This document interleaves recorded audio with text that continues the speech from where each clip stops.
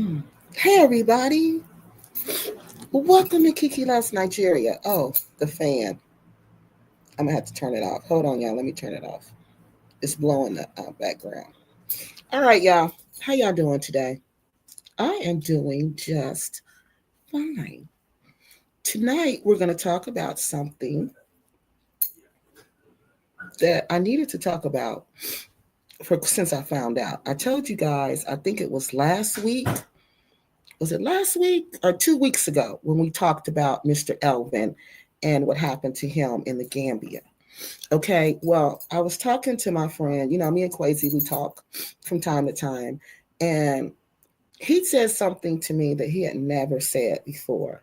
And he said, Kiki, I don't really, I don't feel good.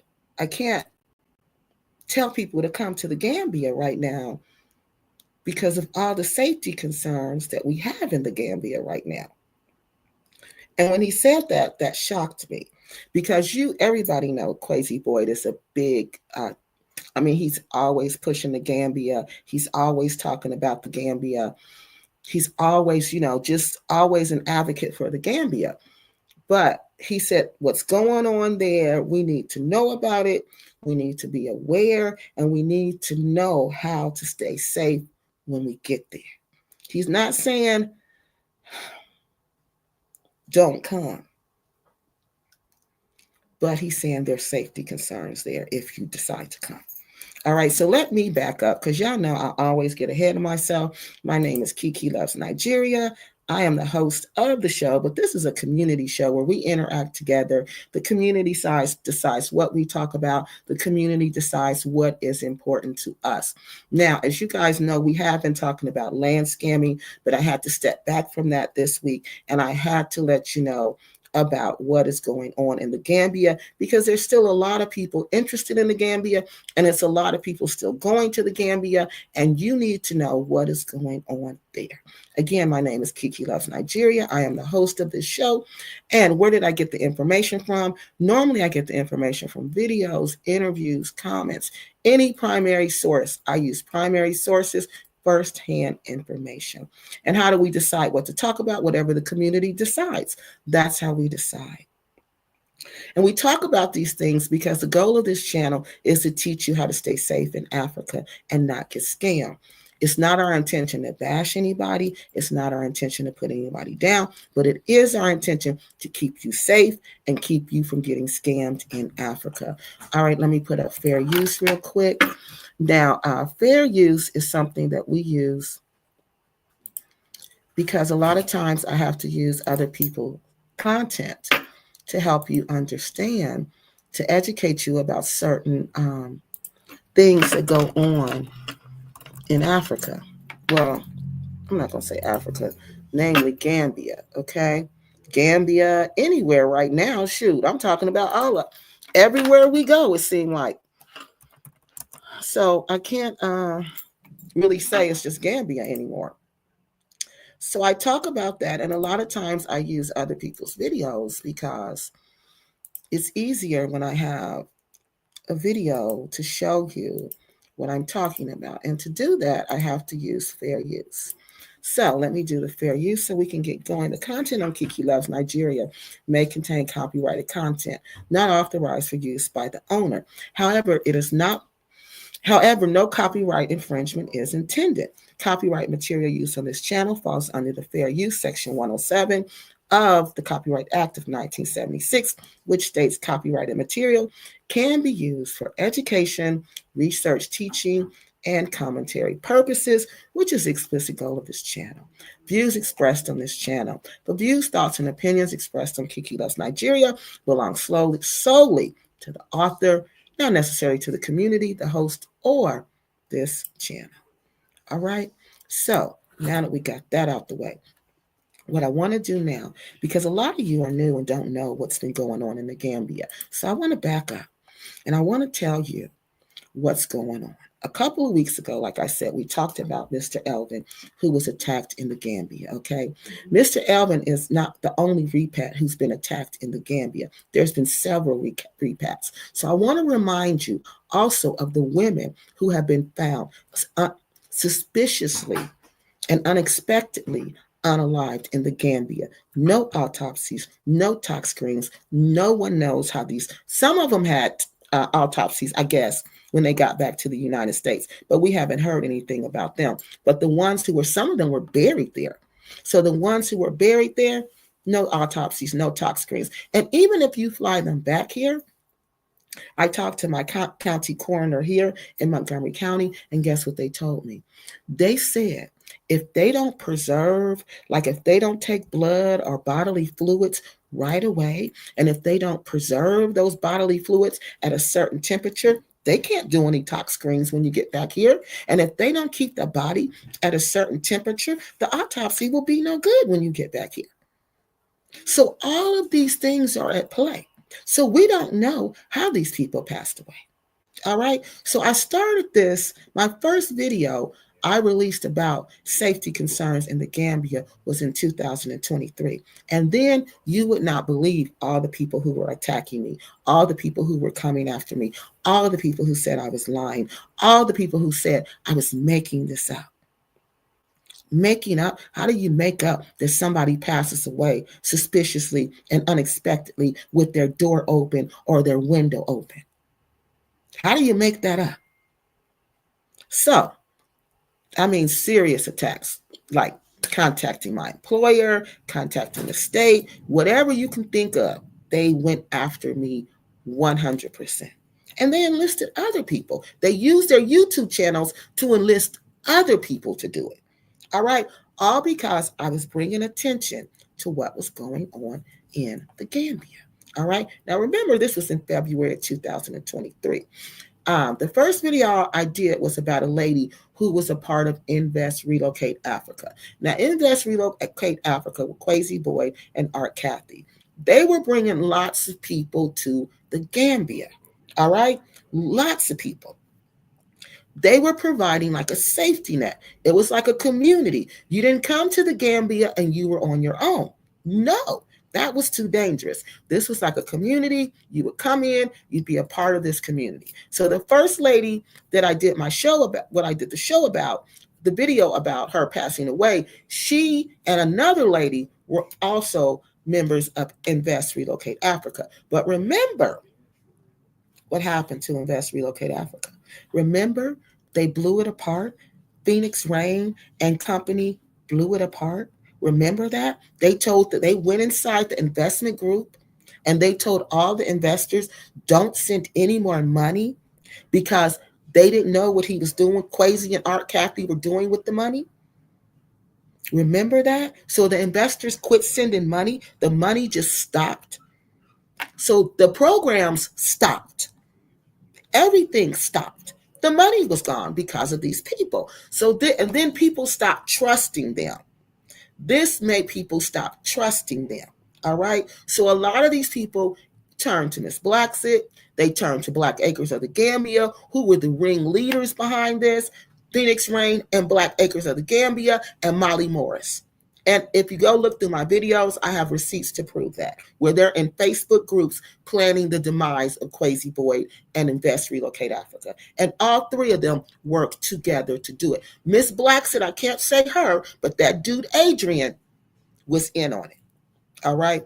Now, after all of this happened, people were just left with no safety net in the Gambia.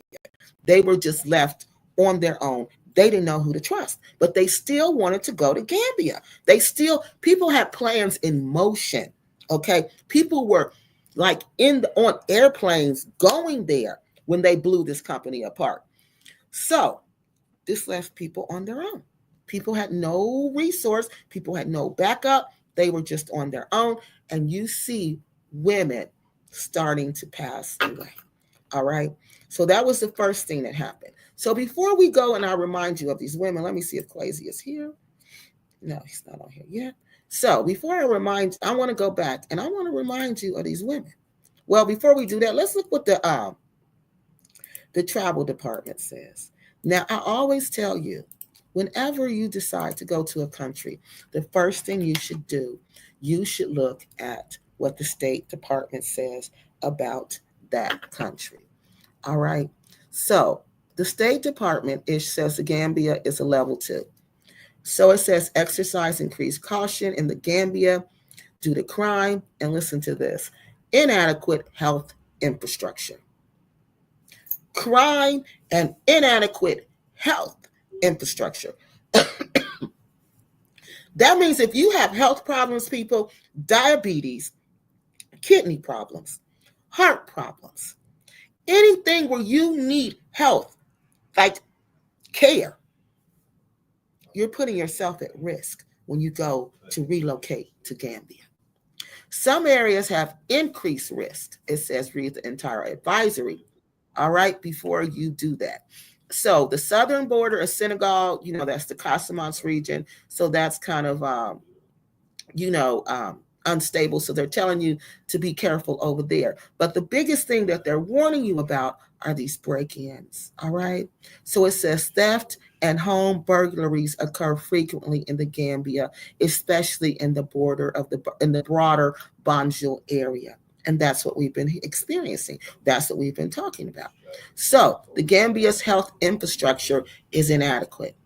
Health services, hygiene, and quality control do not meet the U.S. standards of care.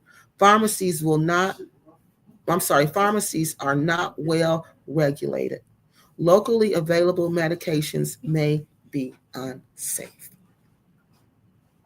So these are the things you got to understand when you go there. All right. So I think Quazy is here now. Yeah, he is. So hold on, y'all. Let me get him up here. So I'm going to remove that and I'm going to add him. Hey, Quazy. Hey, how you doing? I'm good. How you doing? How you been? I'm great. Can't complain. So look, the first thing I'm telling people are about is how I noticed, like, after Invest Relocate Africa fell apart, and there was I'm not going to say it fell apart, but after everybody became scared and didn't want to, didn't trust anybody anymore, it was like there was no safety net for these people who were coming over, and they were just coming over on their own. And that's when you see these things in 2003, really 23 start happening to these people. Now, we see with the first one, I believe, was Miss Audrey. She came over. First time I saw her, the video, she was with Mr. Elvin. Then after that, I noticed she was on her own. She was with this man. Looked like he was from there. And then next thing I heard, she married this man. Then after that, she was gone. She had passed away.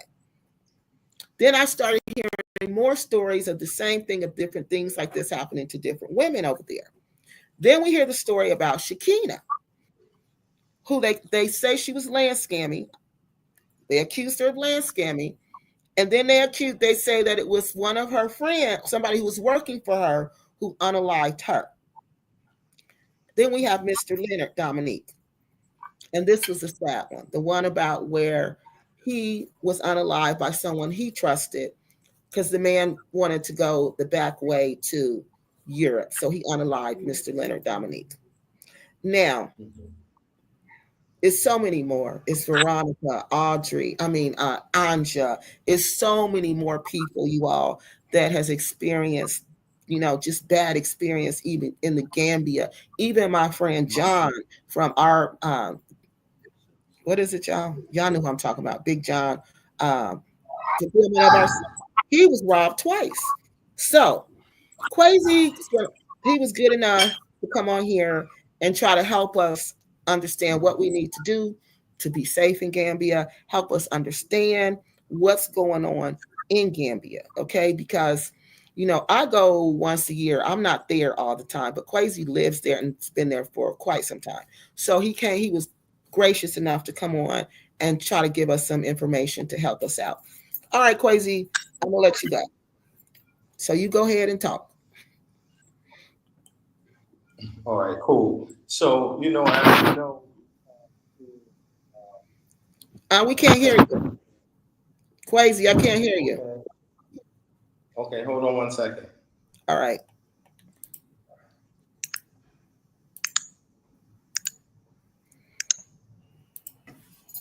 What's this one say? Hold on, y'all. We're gonna do these comments till we come back. Let us know the truth, please. Honey, you know I'm gonna let you know the truth. That's all I do is tell you the truth, because I don't have no reason to lie. I'm gonna tell you the truth. So Quazy will be back in a minute.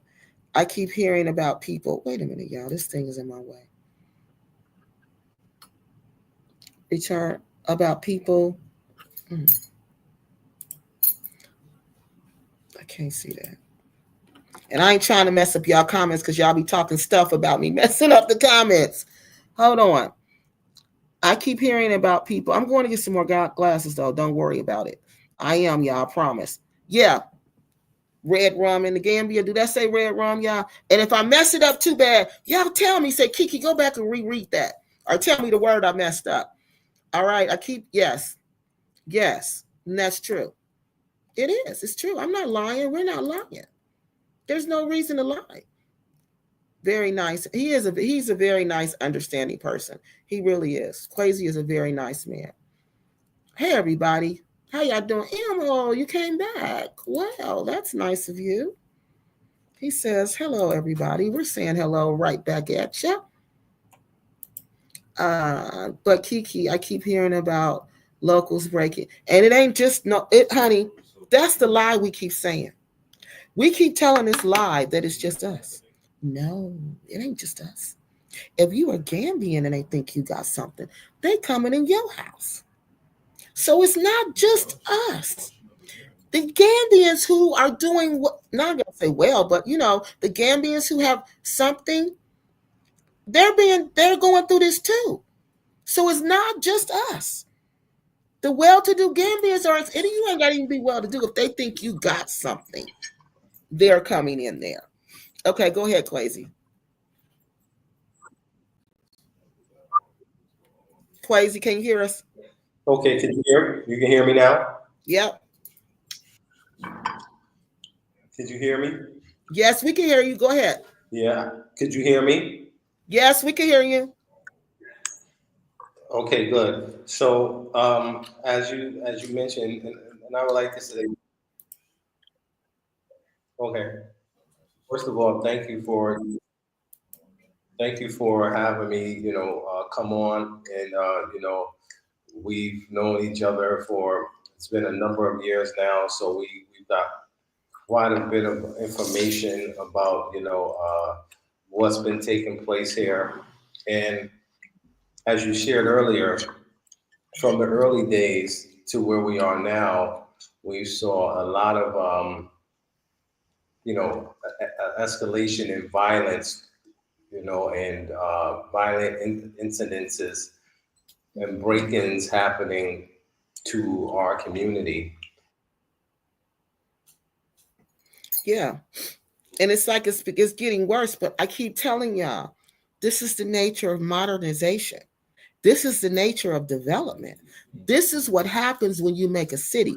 Think about the United States when we were developing during the Industrial Revolution, when we had all these businesses, when the gangs on the shore. Remember all of that? So all of this is not some strange occurrence that's just happening. This is what happens. The Gambia is modernizing. Did I say it right? Modernizing. Okay. This is going to happen wherever you are. It doesn't matter if it's Africa, Europe, United States, wherever you're transitioning and you're developing, you're going a step higher, a step higher. Crime is going to go a step higher and a step higher and a step higher. So what you got to do, you got to pick up the slack. The slack, pretty much. You got to do, as the crime increases, you got to increase. So that means the police got to increase there, the jails got to increase there, everything got to increase. Where's the money go? But what is the underlying factor, people? Money. Where do cities get money from, people? The government or the people. Where does the people get the money from? Taxes. If you're not paying taxes, they can't do none of this. Okay, go ahead, Quazy.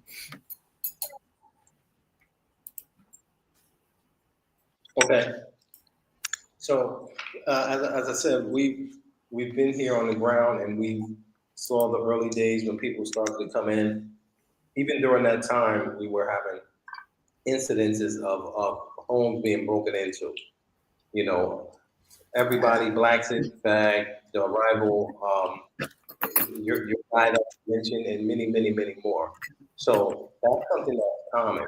And one of the weak spots we want to get right into solutions is that you may want to always have someone at your house like security, because if you just have a compound and then you go out for the day, or it might be a weekend, you might want to go out and have dinner, or something like that, Mm-hmm. and no one's in the house. So those type of situations, we saw that early on when people who have lived by themselves, just them and their wife, you Mm-hmm. know, and without security. So having security will definitely help and assist in curbing any break-in that you might experience. Um, I Most of us been through situations, and like I was telling you the other day, it's just unfortunate to be able to have to experience this, but Mm-hmm. it's just a reality. So what you want to do is you want to make sure that you are protected. So another area is having bars on your window. Wait a minute, If Quazy. Let me you're ask you a coming question. over, Let me ask you a yeah. question about the security, because we keep hearing different things about the security. Some people tell us get a security guard. Then some people tell us no, because the security guard will be the one that sets you up. So, which one is it? Do we have security or do we know security? No on security. Which one do we do? Well, it's a double-edged sword. It's a double-edged sword. Right. Who you get, you want to know, as I was sharing with you. You don't want to get anyone that's coming in from Liberia, Sierra Leone, or some other African nation that's here in this country, and let them be the security guard, because if they do something, they can leave the country, as opposed to someone they know they have local ties, their family or something like that. So it's about vetting processes, and they also have professional security services where you can hire somebody to as a security guard. Okay. Yeah, but we did see an incident. There's always incidences where it's always an inside job, they say. Mm-hmm. So those are the ones that's most close to you. They know what you have in your house. They know, when you're going to pick up money and things like that. So we want to be extra cautious in selecting those people. And then, as I said, we want to make sure that they're vetted. And if we have that, you can also have dogs. You can have dogs. You know, um, that's another option. Mm-hmm. You know, definitely. Now we got a question for you. Hmm. Well, Crefto Walk wants to know where your boy. He says, "Yo, Quazy, where is your boy Gambia Fresh at these days?" Now I remember him, and he just like disappeared. Do you remember him, the guy Gambia Fresh? I never, I don't recall that name, Gambia Fresh. Okay, go ahead then. Okay. So another thing that you want to do is, in terms of home security, you can have an alarm at your house. Uh You huh. know, you have an alarm that's always going to be a deterrent. You can get that here if you choose to live, out somewhere and you have a house and it's just you and your wife, and Mm-hmm. you can have an alarm system. Um, Another area is that the people that you don't want to go in isolated areas with locals by yourself. You don't want to get comfortable to where you're just going out, just seeing land or working on projects. We saw that in the case of Shakina. Mm-hmm. Well, of course, Shakina, her guy was working with her for a number of years, Mm-hmm. and he was a foreign national. However, they were isolated when uh, you know he unalived her. So you always, like I tell everybody, I never went anywhere by myself. You Mm-hmm. know, I never went anywhere by myself. I just wasn't that comfortable to be moving Mm-hmm. around trying to do things by myself. I always had one or two people who, who was the buffer, because they're Mm-hmm. going to treat you differently once they know you're from the U.S. and once you start talking. So you want to have somebody that's close to you, that's a native, and let them know, the different leases that need to take place, different interactions that you'll have in doing business and building your home here on the continent. Now, something Always you using said, local representatives. something you said is That's very, a big one. Two people actually lost their life. yeah. And Brother Leonard, of course, the guy Mm-hmm. working with him. However, they were alone. Yes. Now, something you said that a lot of people I noticed in Ghana, there's a lot of repats in Ghana, and these are women, Yeah, yeah. elderly women. They had their house broken through. They went through the teammate wall. Now, go ahead. You're talking about the arrival. Go ahead. Yeah, there must be a delay. Quazy, can you hear me? Could you hear me? Yeah. You were talking Yes. about the arrival. Somebody went through the rival's wall. Right, because they bought their land and they bought their property and they built their home in an area where Mhm. your neighbors aren't close, so Right. someone can jump over, they can knock half of your house down, and nobody would even know. And see, So mhm. That's one thing right, I'm noticing that these women, these elderly women, are doing in Ghana. They're buying land, well, leasing land in the village where they're surrounded. I mean, they're not even surrounded. It's like houses here are sporadically houses. But to me, that is dangerous to be out there. And like you said, to surround yourself around locals and you're the only one, that to me is not a safe environment. That to me puts you at risk. And I see that happening a lot. And I don't understand why people are promoting that, moving to the village as if it is safe. Okay, you can go ahead. I'm sorry, you can go ahead. That was just something I wanted to say. from day one, I've always a lot of people. I think I was reading some of the comments. Gambia fresh. I don't know if he's talking about Gambia nice or nice. Isn't that G No, not channel something? G. He said I No, was tight with the person. Maybe this was a that's what little he's young talking dude. about. He had a But wife. in any case, everything has slowed.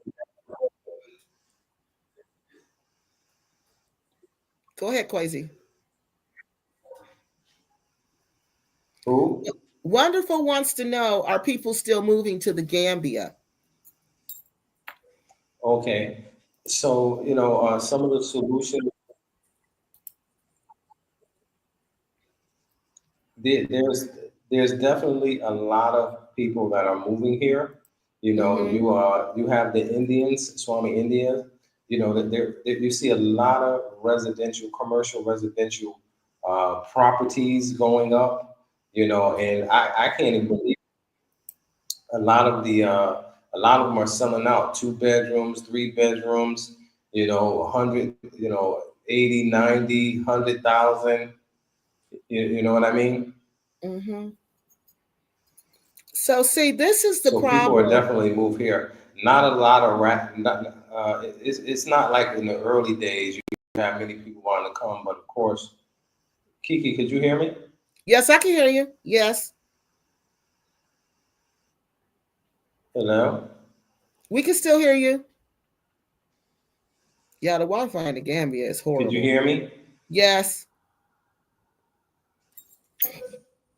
we can hear you.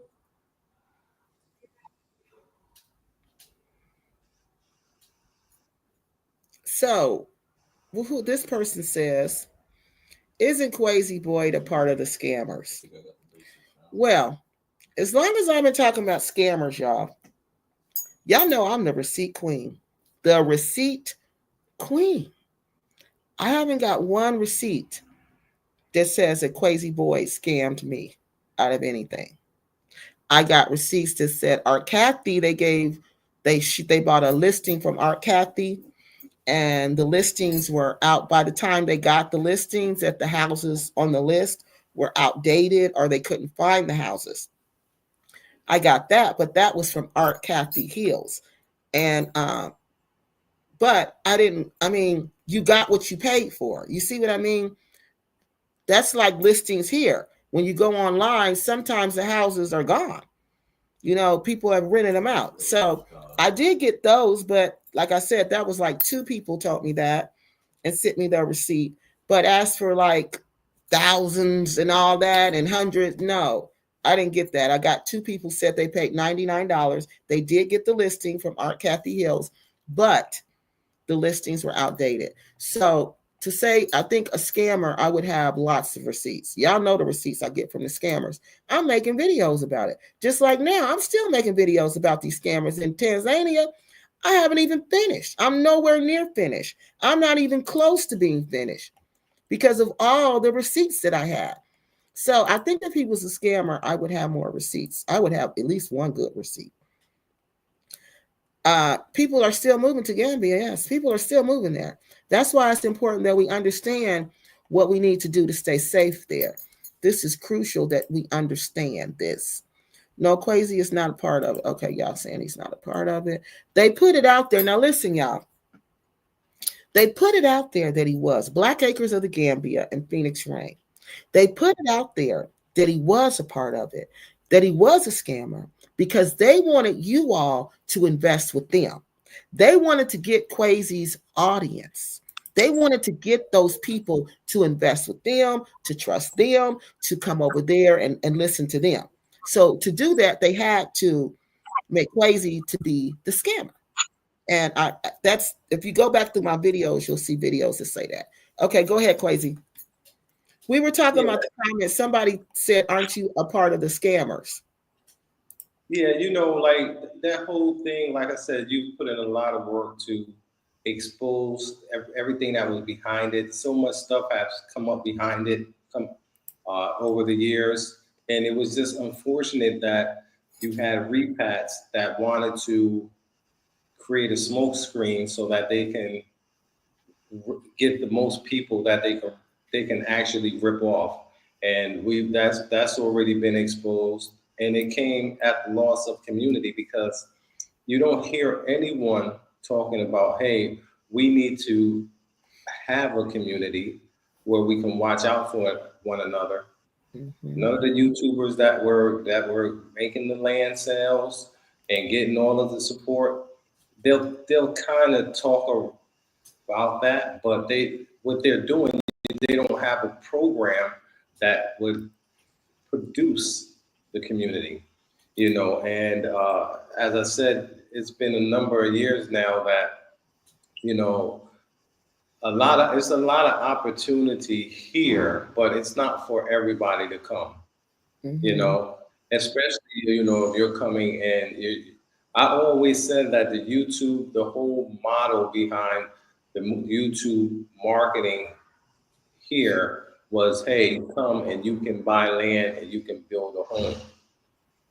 Okay. Mm-hmm. But everybody can't do that, if you're building your home based on donations and fraudulent land deals that you're doing, scamming people out of their money. So everybody see you over here doing well, but you're doing it the wrong way. Exactly. And plus, That's it's crazy. short sighted. Somebody has a question. They want to know, how will the closing of the embassies, the U.S. embassies in Africa, will that affect Americans living in Africa? How do you think that will affect us? The ones that's living here, Yes. well, of course, I mean, you'll still be able to travel. You won't be able to get your passport. There's other services, but a lot of people don't even use the services that the U.S. Embassy. They don't have a lot of services, just passport renewal. Mm-hmm. Um, definitely, if you die, they might ship you back. If you're in an emergency situation, they'll buy your ticket for you to go back. But there's not a lot that American Embassy offers. They'll offer you support if you're caught up in the legal system or something here, but it's not a legal system like the U.S. Like I was telling you before. You know, if you didn't do something really serious, you know, you can, you know, pay a bond and get out. You know, it's more flexible than the U.S. system. So, U.S. embassy shutting down in the country, I don't think it's gonna affect anybody. You can still use your passport. You know, Senegal's right next door. You know. Okay. Somebody said his ring got robbed. Say it again. Somebody said it. Oh, Mayfair, London Posh, West End. He was. Oh, that never happened before. I think globally, we definitely we're seeing society become um, more violent. You know, like school shootings. I mean, that was unheard of when we were kids. Yeah. Now, not only school shootings, not only are those common, they desensitize us towards that, as well as mass shootings. You understand what I'm saying? If you anybody that's you know 40, 50 years old, when we can think back to when we were young, there was school shooting that wasn't heard of, but Yeah. now it's a cultural norm. Okay, Mm-hmm. mass shootings. We're not even talking about school shootings where somebody go in and they're fighting and shoot up the school. What's his name? You have mass shootings where people are planning going into schools with automatic weapons with the intentions on inflicting mass casualties. Yeah. That's a part of the culture. You know, so you know, here in Africa, they don't have guns. However, if you come, you know, you just have to make sure you're safe. You have to establish a buddy system. You know, move into commercial residential buildings that have 24-hour security. That you know, because that's going to have provide more security for you. And then of course, if you're out, you're living by yourself. You know, you can have security. You can have a gun here. I spoke with the guy. You can get a license. You can have a gun. So if you have to have it in your house, like we were talking about yesterday. I mean, I feel safe walking around every day, walking around at night. You know, it's just that, you know, when people are asleep, they're most vulnerable. And that's when, Yes. So it's at that, night. That's when you got to see, and that's the crazy part because that's when your guard is down because you're sleeping. So yeah. that's when you got to be most alert. And when I was in Cameroon, they also told me that during the rainy season is a high time for crime because you can't hear them coming in because of the thunderstorms. Like when it's a real bad thunderstorm, that's when they start breaking in your house. Also, because you can't hear. Now, do you find that to be true also in Gambia? What was that?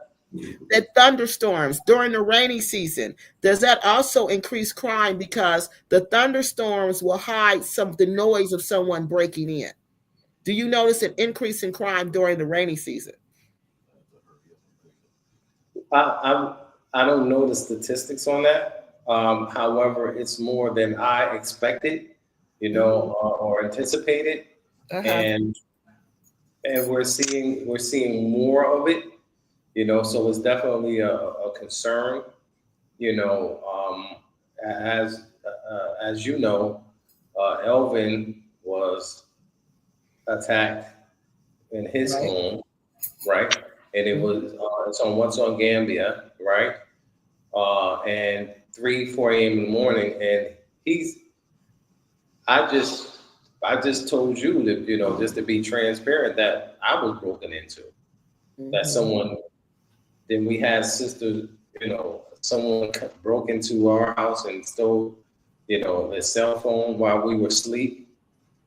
You understand? Yeah. However, as I said, the house that we were in didn't have bars on the second floor window, and we left the window open because we didn't think someone would scale the house. That the house was scalable.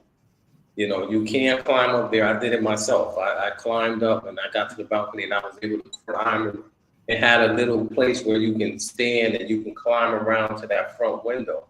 Mm-hmm. So you know, these are type of things that, you know, we want to make sure that people are aware of. And, you know, if you're here or you're staying long term, you can you can take these precautions. So when I told the people about the break-in, but I did not tell them that it was you. So you want to Mhm. go on? I told the story. I did tell the people about the break-in, your break-in, but I didn't tell them that it was you. I wanted to wait until let you tell Right, them that it was you. So right, right. can you tell us a little more? Because when I found out that when you told me you have been broken into, I was really shocked because Me you have too. you have Me and connections in the community. You know, you're married, your wives are Gambian, you've been there for years, you follow all the rules. So I was like shocked. So if somebody like you can be broken into, I mean, how do we protect ourselves? What do we do? well, as I said, the bars what made a big difference. You know, having the bars on your window, having security, having dogs. Well, I Mhm. have another brother. He's down the street from us. He's from Jamaica. He's here. His house was broken too. Him and his wife went out. The house was broken into. He had a little safe there. They guys took some jewelry. Now he has two dogs. So Mhm. having security, having dogs, having an alarm system, you know, having a buddy system, you know, if you can have another repat that live next door to you, you know, or if we really need like a building, like a residential building, you Mhm. know, where people can, come and they can build, not build, but they can buy 2 or 3 bedrooms inside of a building. And like the downtown areas are always going to be more safe. You Okay. understand?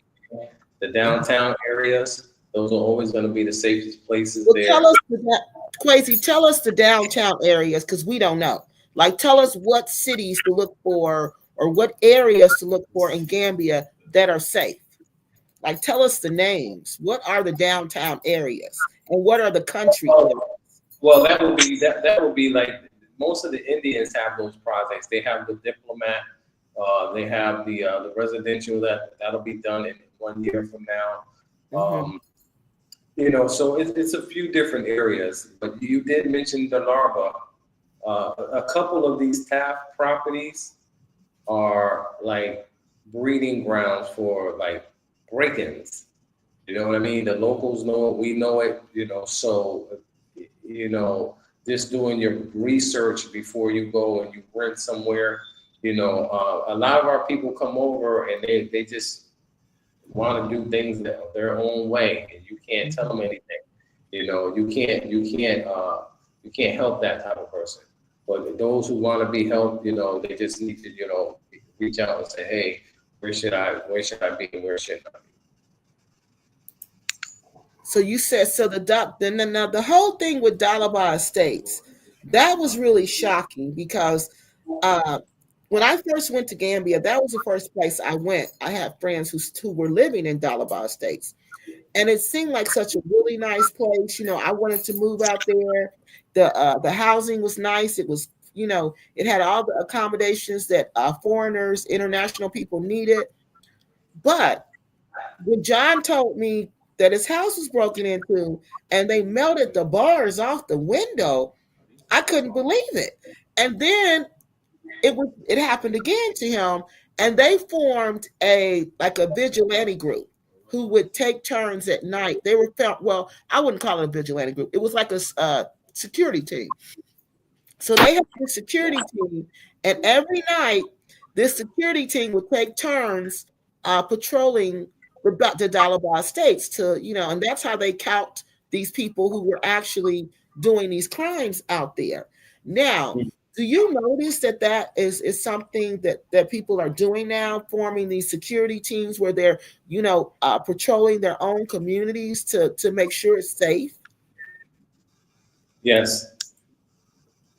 So we're moving in that time. Do you remember how we moved into a time where they started doing block watches and things like that? You Yeah. know, So with development and, you know, with these type of governments in place, you know, you have high unemployment and things like that. We know it, we lived in it, you know, so we're seeing the early stages of that, you know. So we just want to be cautious. We want to take precautions, and we just want to move in the right way. You know, those who choose to, you know, take heed to, you know, the wisdom that's from people that is on the ground that have experience. See what happens.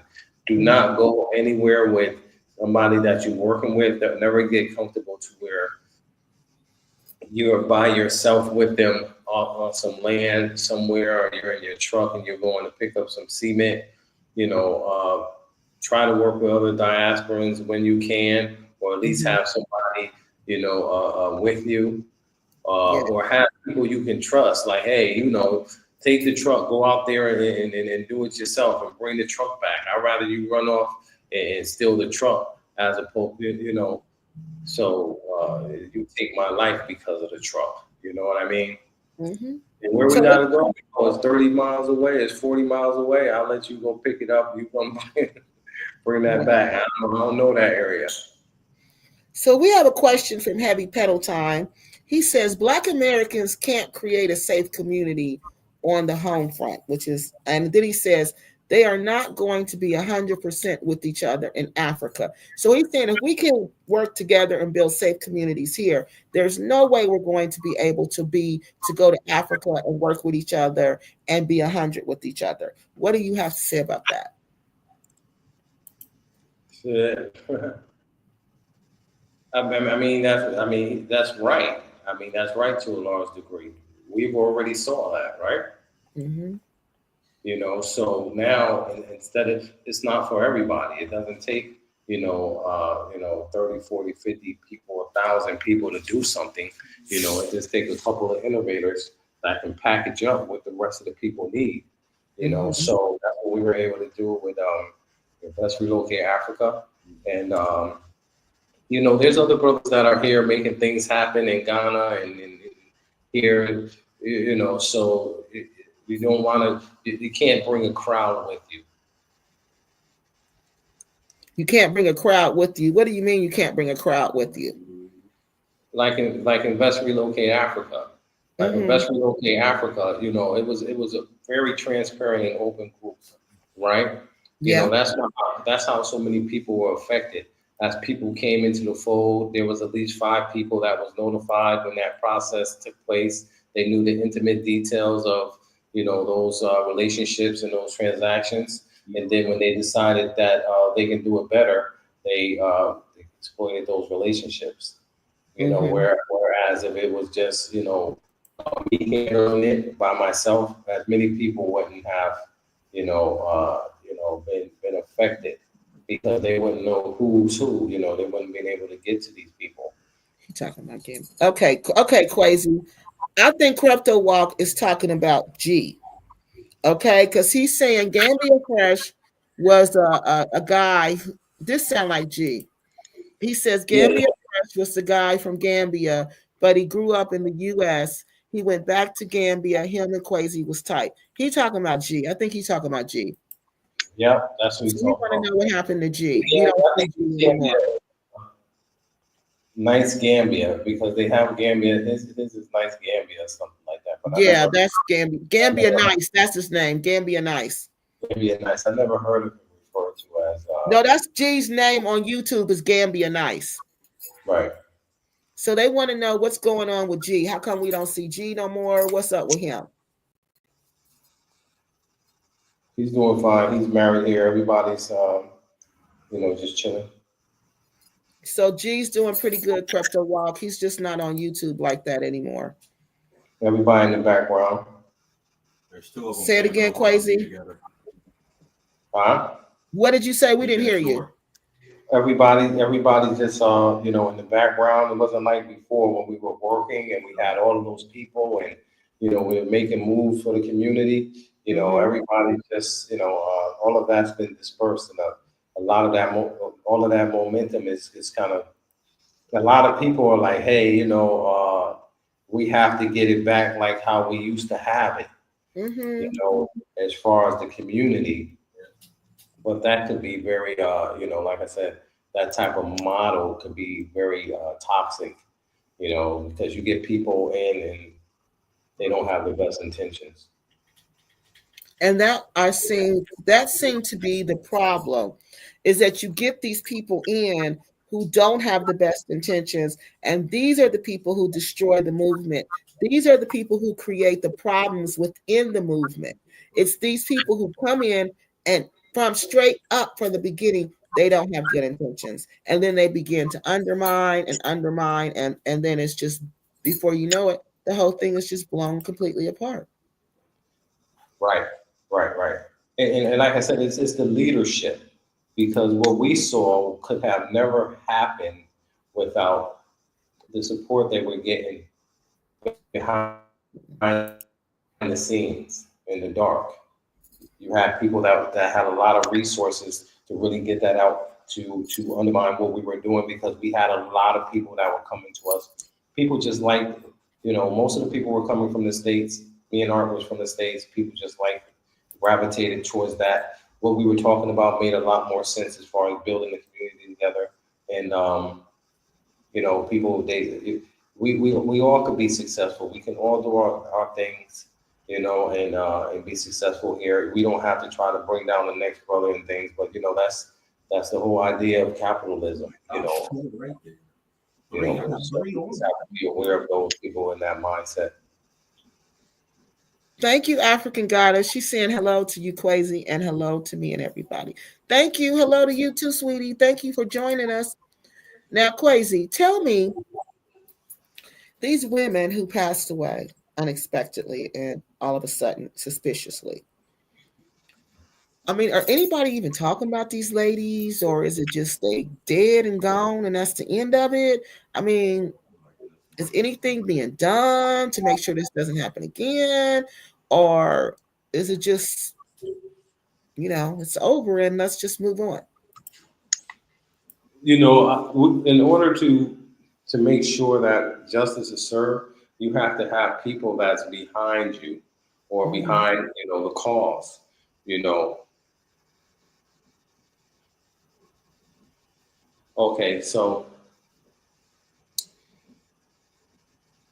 when we started seeing those deaths, and we started saying, hey, it's getting to a point where it's raising eyebrows, right? Mhm.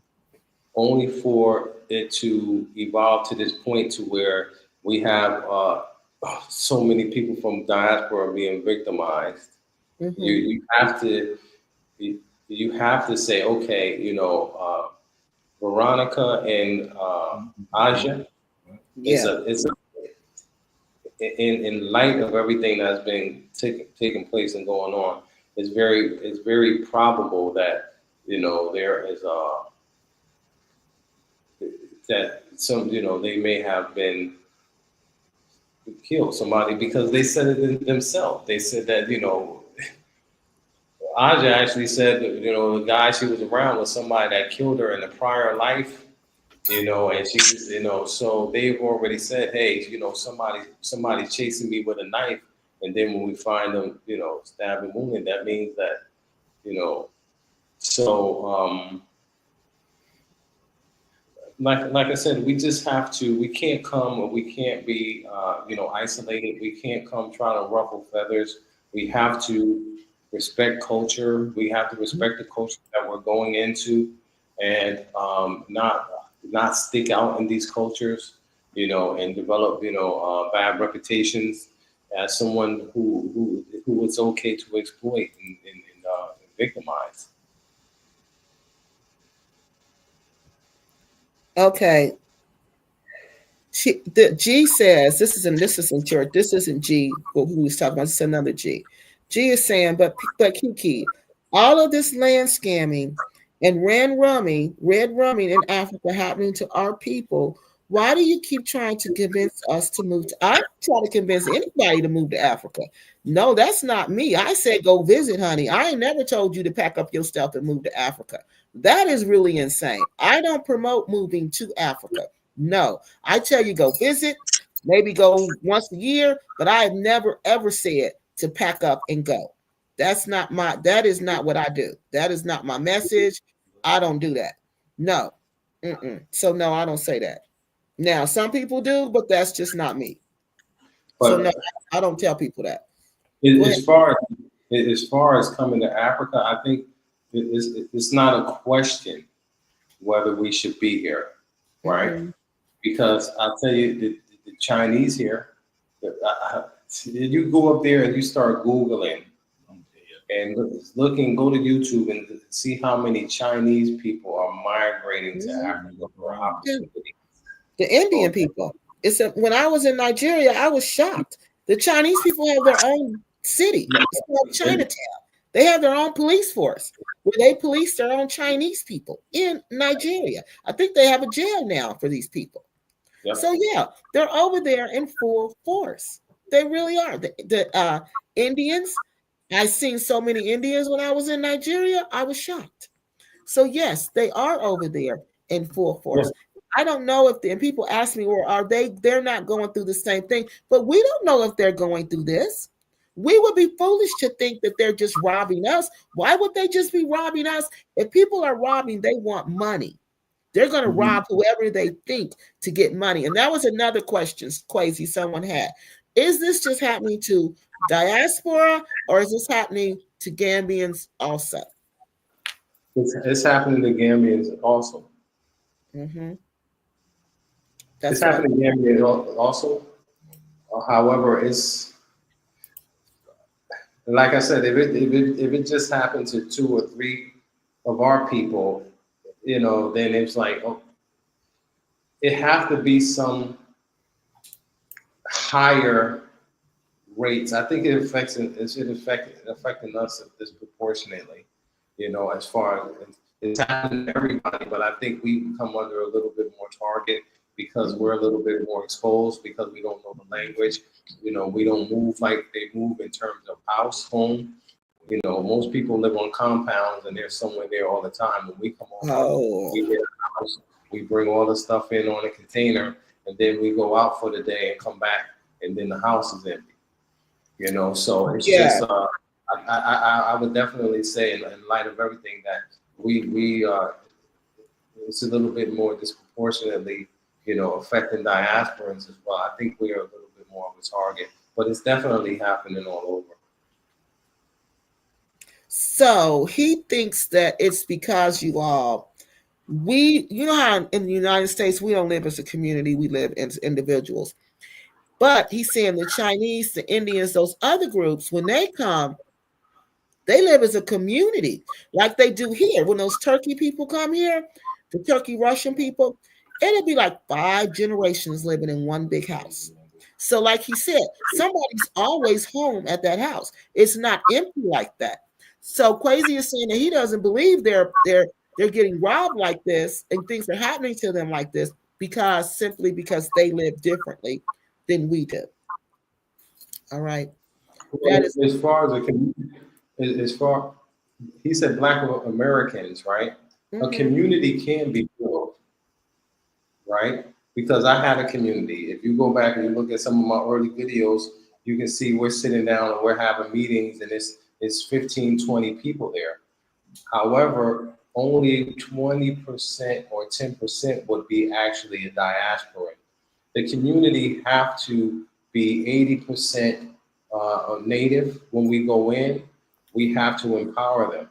You know, most of everything that was operating around me had natives involved in it. So, you know, and then being that we had a community at any given time, it was, you know, 5, 6, 7, 8, 9, 10 people on the compound, right? We had a security guard with us for a number of years. I had a number of security guards, never had any problems out of it. A couple of them, they would hang out in the yard all day, drinking the tire all night. The boys in the area, they used to do my banana plants.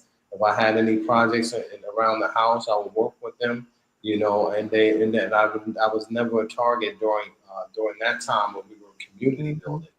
It was Yes, when all of that stopped and yes. everybody just kind of had to, go on their own. where we, we saw a lot of the victimization, you know what I mean, Mm-hmm. taking place. But yeah, I mean, it's definitely for those who are innovators, those who are looking to empower, educate. We have to build institutions. Right. We have to build institutions, and they could be small institutions. It could start out with with you, and you have a compound, and you start training 6 to 7 people, you employ 2 or 3 people. We're manufacturing, we're producing something. Don't come over with the trying to do retail. I mean, you can import. That's the best thing. But we don't want to go in. We don't want to open stores. We don't want to do transportation. We definitely don't want to do a lot of these retail commercial ideas that put us in competition with local or a Okay. viable business. A lot of people came over wanting to do restaurants that didn't work out for them. You know, Wait a minute, Quazy. Hold on, because you're saying something really important. So listen, people. He's saying, because that's what I seen them go over there and do. Open up stores. They opened up stores where they were selling secondhand clothes. That's what Andre was doing. That's what Global Green Book, they were doing that together. And a lot of other people were just selling clothes. So you said don't sell clothes, don't do transportation, and don't do what else? What other business did you say do not do when you get over there? restaurant. Like secondhand stuff, right? Bringing that into the country. Um, anything that's like a brick and mortar type of operation. We need to. Real estate is always good, but if we can produce, like you can buy the machines that produce turn sawdust into charcoal, because you have the lumber industry is decentralized. So you see lumber yards every few miles, and then they have like a ton of sawdust. Mm-hmm. So the Senegalese, they come with big trucks to get the sawdust. So someone can buy those machines, and they Mm-hmm. can turn the sawdust into briquettes. 70% of the market use that as a fuel. So that's just one idea. For different That's ideas like that. Mhm. that was one thing when I was researching different businesses to start in Africa. Mhm. That is what they said. They said to do that, to be successful, you got to sell something that culture, that community uses. Not just the repats use it. You have to sell something that the Gambians use, that the Gambians want to buy for your business to be successful. And I know most of us don't do that. We don't target them, we target each other, which makes us tend to start exploiting each other. And that's Right. where the problem lies. Now, will you explain this to Lady London? She says, no, you cannot have a gun. That's BS. Then she says, that's what is that what he told Rick Usamburo? She said so. Did you tell Rick Usamburo that he could have a gun? And is that how he ended up in trouble? So will you explain the situation with the GUN? Is that legal or is that illegal in the Gambia to have a GUN? Well, I mean, if anybody go to ChatGPT or go to Google, they're going to see that Gambia has an Arms and Ammunition Act, and under this act, you can own a firearm.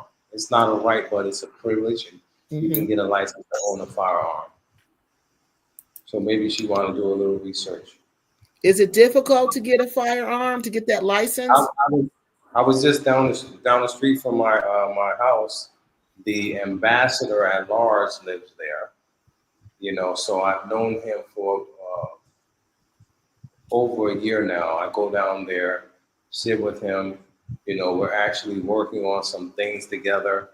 Um, and there was a gentleman out there who's actually responsible, who's over that. He's the one that told me that you can go down and get a license. So we know a lot of people in government, a lot of people in the military. You already know my history here, so it wasn't some. Mm-hmm. I wasn't sitting here, with a shop, selling general merchant, secondhand clothes. We were dealing with government, people in the government. So Yeah, it is scary. if you're in a building, unfortunately, like I was at Swami, India. We had a meeting with the Indians the other day with regards to these projects that they have, and the like I said, with some of the relationships, I'm able to get into some of these conversations. The Indians, they're going to build a bunch of residential areas for people that are within government, different government bodies. However, while in our conversation, we were looking at some of the properties that they're building, the Diplomat and the Regency, and they're beautiful. I'm pretty sure if, I wouldn't want our people to come over here and buy into any of their projects. We have another gentleman. He's building a 10-story building. I've sat and I met with him. So if you're moving into a residential building, it's going to be more safe. I'll tell you what, if half the people would have spent their money moving into residential buildings that brought land, they would have their investment today. And see, that's what I felt too, that it would be better if people want to buy, because some people, they just want to buy. So, I mean, lease. So if you want to lease, I would say buy a building, like rent a building that you don't have to go through all this land stuff. But they just want to keep going through this land and going building it from scratch, and that just turns into a whole nightmare. But yeah, I just think that I agree with that move. That's a better move than going from scratch and going through the whole land thing. I agree with that. Right. Like I've seen it, and definitely with all the security concerns, it's like, okay, we want to. If you're gonna buy in a subdivision, and it's like they have a complete project.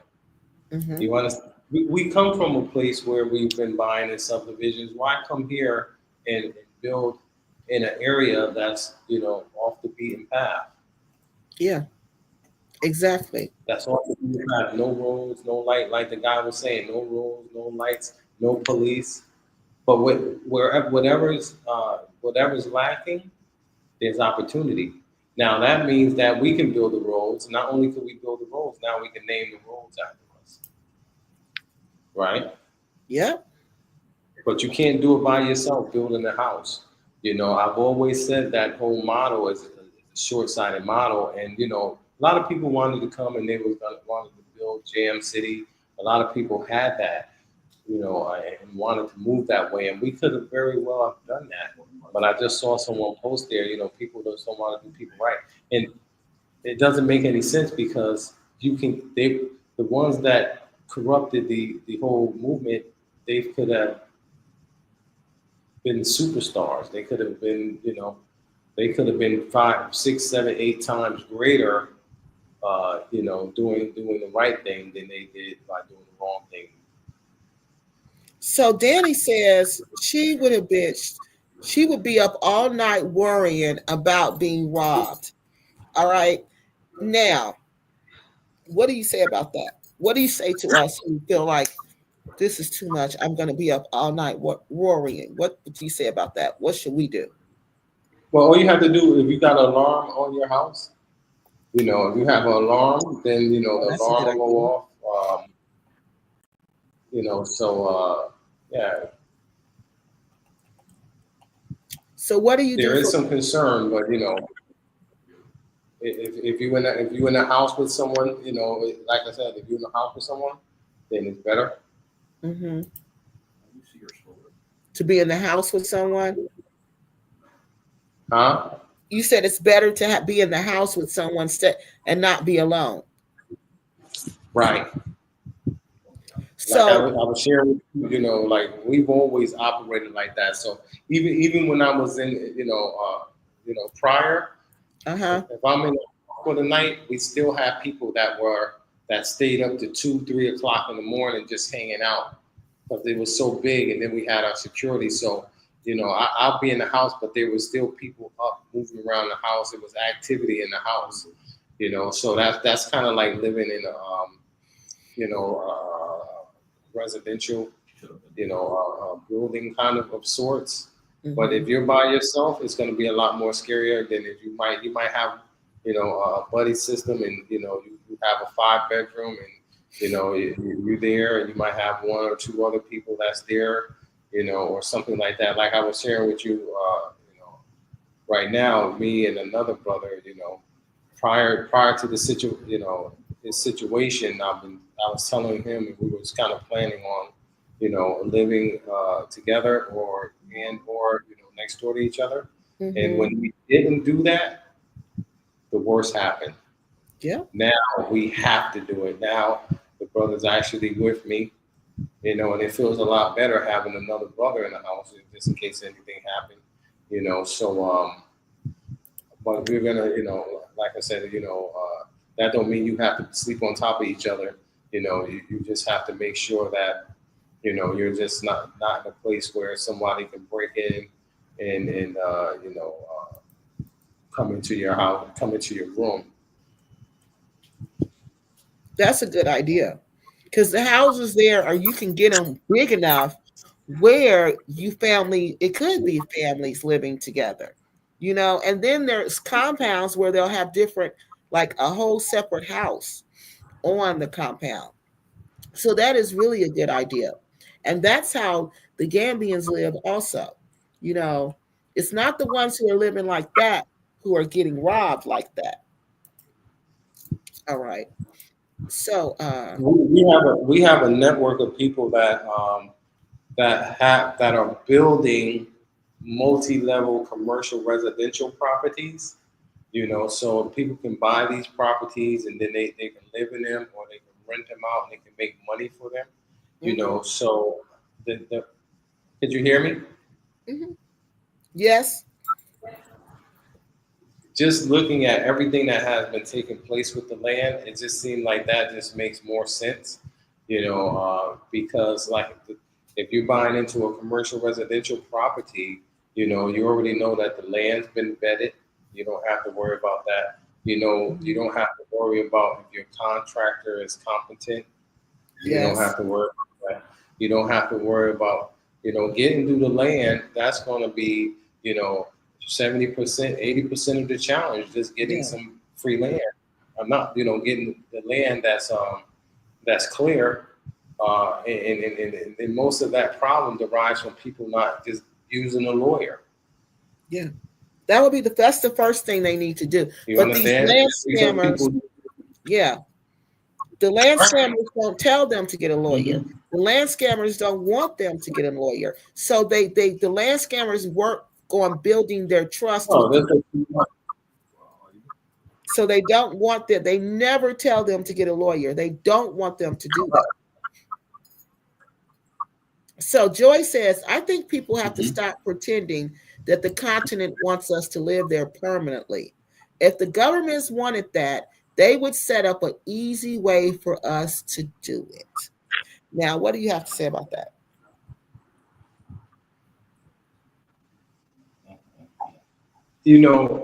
At the end of the day, it's about the have and the have-nots.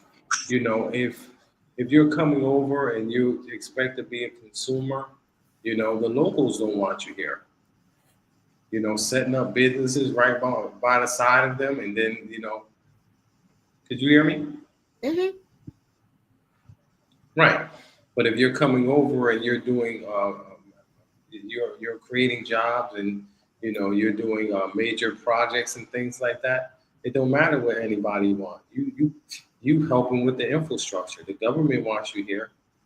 The people that's investing want you. The people that want to buy, and people are buying. We've been going around to a lot of these properties for a number of years. These Indian properties. There's some Gambian-owned properties.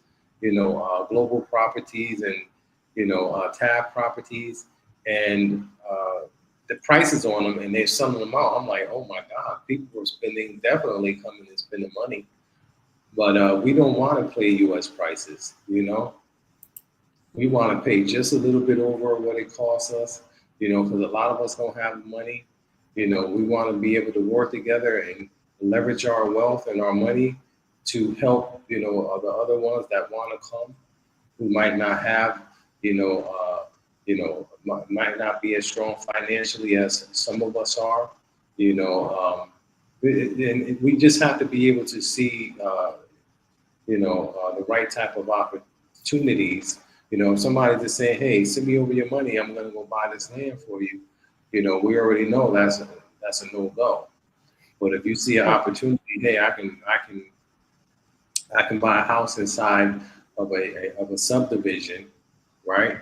That's going to be a lot more better Yes. than trying to build by yourself. So I would but you can if you're somebody that want to build by yourself, you have to be over here though. Wherever country you go in, you have to live in that country so you can see the whole process through. Gain some understanding of the whole process, see it through. Mm-hmm. Other projects and things like that. You can do that, but like I said, you want to be in a situation where there's a full land development project. You can have street lights and roads and security. Now, there's a question. How is the diasporan supposed to help another diaspora to navigate Africa? So Joy is saying, how can these diaspora who know nothing about Africa, they're learning, how are they going to help me navigate when they really don't know and they're learning themselves? So that's her question. Okay, how is a diaspora supposed to help another diaspora? Mm-hmm. Well, if they're living in the country, they're going to have a lot more information than someone who doesn't. Right? Yes.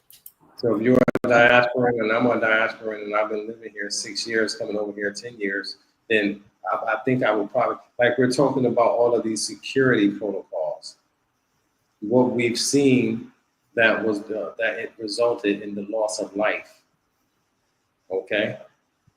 So you can take it or you leave it alone. Team member says Africa seems cursed. Do you get that impression since you've lived there for so long? Huh? Team member says Africa seems cursed. Do you get that impression since you've been there so long that Africa seems like it's cursed?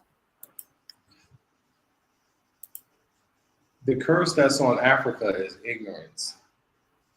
You gotta do 1v1. Did you hear me? Yes. Can you explain that a little more? What was that? Can you go in a little more detail about that? Say that again. Can you go into some more detail about that? You said the curse is ignorance. Because we have all of these. We have France, we have Belgium, we have Spain, right? Mm-hmm. We have the British. We have all of these people that has colonized Africa, right? For all of its riches. Hell no, Africa can't be cursed with all the gold, all the diamonds, all the cobalt, all the beauty in the culture. Okay. However, I say it's our ignorance because we don't know what we have under our feet. And it's just a time where colonial powers would rule, and they have control over all of that. But we're seeing things change. You can come here, like, harvest rice, like their rice is coming in from Japan. They got rice coming in from Turkey. They got rice coming in from India, and they have a whole area out here that has a rice field that just needs simple machinery. It needs people to come out and produce rice.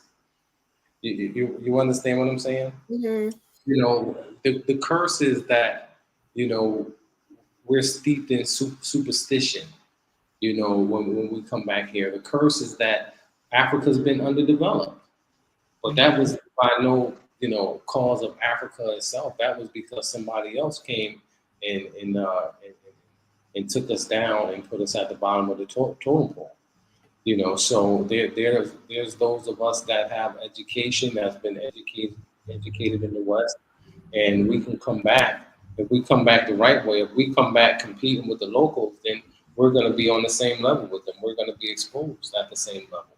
But if we're coming over and we're saying, hey, listen, we're going to, you know, just a few of us, we're gonna do a 10-story building. Let's focus on the building. That way we'll know for sure if we start getting into that type of situation, have a lawyer, and you know we're dealing with you know we're dealing with the government. You know, if you're building a building, we know all of that stuff have to be vetted from day one. Get the it, and it only takes a few people. It takes 2 or 3 people put that together. Now we can say, hey, Kiki, if you want to come over here, you can come here, and you can stay here 2 or 3 days, right? We're going to show you what we built here, or you can buy a unit where you can come and live, or you can buy a unit and you can rent. There's a brother Dre Taylor. He's in Ghana. You know, he's doing a wonderful job. You know, he's doing it the right way. You know, he's not really calling out for people to. He's building and saying, "Come by." He's not saying, "Hey, you guys send me the money so that I can build." Whatever resources he had in place, he was able to break ground and get one project going, and then through people, people are buying into this residential that he's building in the mountains. So the same thing, if people are out there, just don't go with a person just because they seem like they're a nice person. You always want to have it there. If you're doing anything, always get a lawyer, and have your lawyer vet the whole process. Please. Just don't decide it and send your money, thinking that most of the time it's not going to turn out very well if you're not following the proper procedures. Now, G says, but Quazy, how much respect can we, or do we, or should we have? Let me read this again. But Quazy, how much respect can we, if we keep being red run by the locals in Africa? So he wants to know, G want to know, how can we have respect when we keep getting unalived by the locals in Africa? Okay, how much respect can we do if we keep? Oh, let me put it back. Okay, go.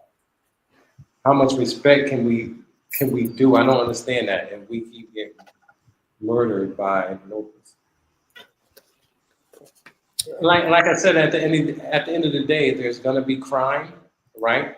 So if you walk around with a target on your back, you're more likely to get hit as opposed to someone that has an invisible cloak. And so that means getting in projects at the highest level, and dealing in import export. When you have that type of business and that type of activity going on, it already denotes that you're not by yourself. We recently had some guests that were from overseas, China, and the way they move, they just move different. They'll come, they're like Mexicans. You know what I mean? They'll come, they'll rent, 2, 3 bedrooms. It'll be 5 of them in there, and then the type of thing that they're not going to be looking to open up a restaurant. They're looking at the resources. They're looking at the fish, the natural resources. Yeah, taking them. Manufacturing. You understand what I'm saying? They're looking at all the stuff that shows up, on the radars as far as the GDP. They're going for the high number GDP items. You will kill somebody.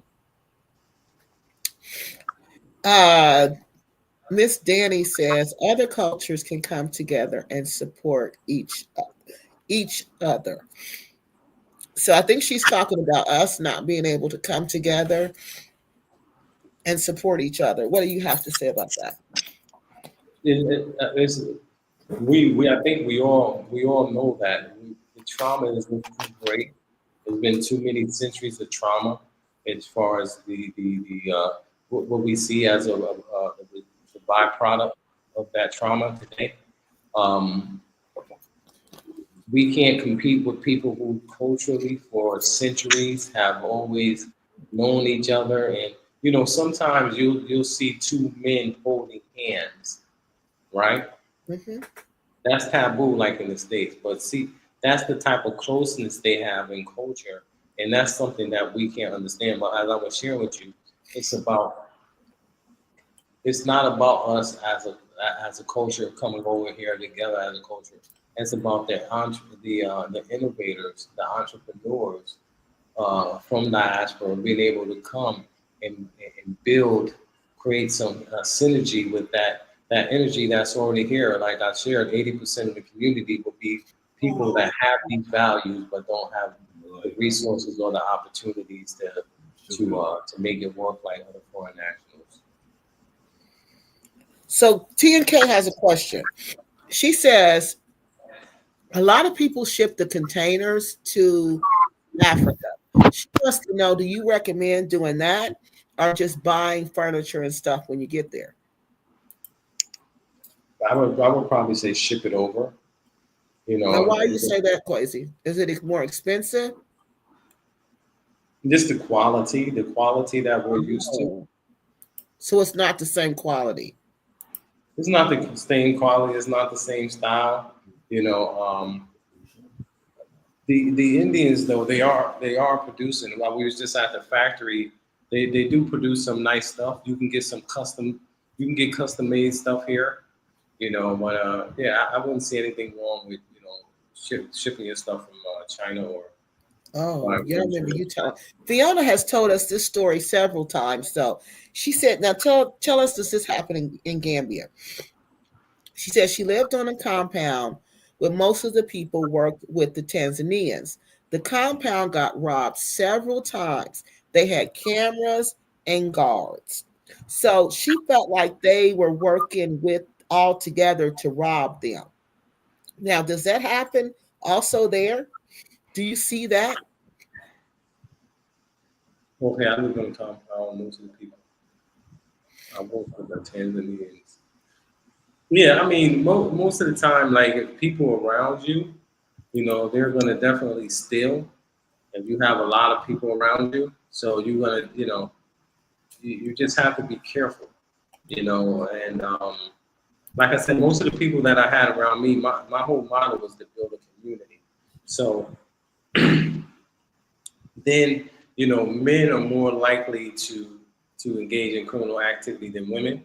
You know Hmm. what I mean? So that's why we had 70% with females. We were empowering females because they're more stable and they're more long term as far as their thinking.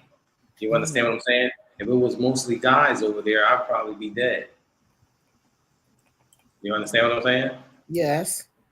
Right. So it's how you build that environment around yourself. You know, Hmm. uh, but That's we something. want to definitely be in a situation where it's one or two of us, but our core group is about two or three natives that are females that are that are business minded, career minded, that's already have some type of track record of doing business, Hmm. right? Just not somebody that's coming in and you have to tell them that, put one foot in front of the other, left, right, left. You want people to come in that can think for themselves and people, like I said, that have already have some type of track record of Yeah. And those and are not the people who are generally coming like that in large numbers. The people no, who this no, just is, and that's the sad part. But those are the people who, if you're going to go, you need those people there to do those things.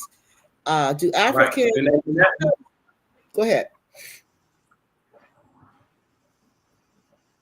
Do you notice this, Quasi? Black Americans and the Caribbean expats, are they together or do they live apart in Gambia? Is it like a team, or is it that Well, that everybody's just doing their own thing. It's all individual. Mhm. You know, we don't. You know, it's not like we having a weekly meeting, but we already understand that that's not going to happen because of our cultural uh, experience, Wow. And that's what right? makes you the victim, though. That's what sets us up to be the victim, because we're over there by ourselves. Even my auntie got robbed in the Gambia, and she's a Gambian. Exactly. So Yeah. it's not just we're the target, it's whoever they think they can get something from. They're the target. Go ahead, You Quazy. know, we do have brothers that have communities that's an hour and a half out. You know, I have a brother. He's from my hometown. They have a community that they're building, and it's not in an area where someone is just going to wander up and break into your house. So you just have to be in the right places and get the right information. But you definitely don't want to come blindly and want to do things by yourself and have the mentality of what is another diaspora going to tell me? We've been here 10 years. I just came over here 10 days. Not everything. Yeah, that's what they think, that they know everything. Okay, well, Crypto Walk says if you stay in the rural areas, you are on, wait a minute, you can, okay, Quasi, is this true? If you stay in the rural areas, you can own a rifle, according to Rick, uh, one of his old bag videos. Is that true? Do you need a license for a rifle? Hold on 1 second. You can own a gun if anybody that's interested in that. I have the PDF for the Arms and Ammunitions Act security legislation for the Gambia. It's at security-legislations.gm.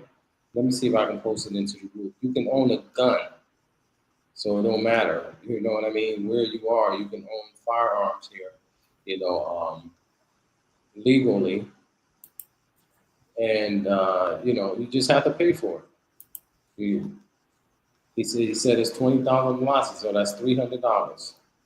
So I guess Rick didn't pay for it, because that's what they said they got him for. It wasn't the No, gun, no, it was having the gun without a license. So I guess I guess the YouTube people, ICE, is colder Negroes can't have successful countries with foreign assistance. I don't understand that question. I guess the YouTube people, ICE is colder. What? Negroes can't have a successful country with, okay, I don't understand that. Say that again, okay? Say that so I can understand it. All right. All right, Quasi, go ahead. What else do you want us to know? Last one's back in corner. Somebody diffused. Quasi, can you hear? Go ahead. What else do you want us to know? Because it's getting late. I know you've been on here for almost 2 hours now, and I know it's late there. Okay, So, yeah. I just wanted to get on and share a little bit. So having bars on your window is important. mm-hmm, Um, Making sure that you have a security guard or dog. Making sure you do not go places where you're alone and something can happen to you and nobody would know. Develop a buddy system. Have somebody that that's close to you, within 10 minutes from you, and that if anything take place, like in our small group, we have an app, a panic button. So you turn it on at night. If you hit it, then everybody know that you're in distress, and just know what area to live in. mm-hmm. Letting the people that you have working for you don't work with locals. Find out where they live. Let me meet your parents. Let me come to your house. Your taxi driver, don't change out taxi drivers. Find one or two good taxi drivers and utilize them. That way, you're not picking up money, or you have, someone that know you have, a laptop and a cell phone, and then, they double back and take your life for it. Right. All right.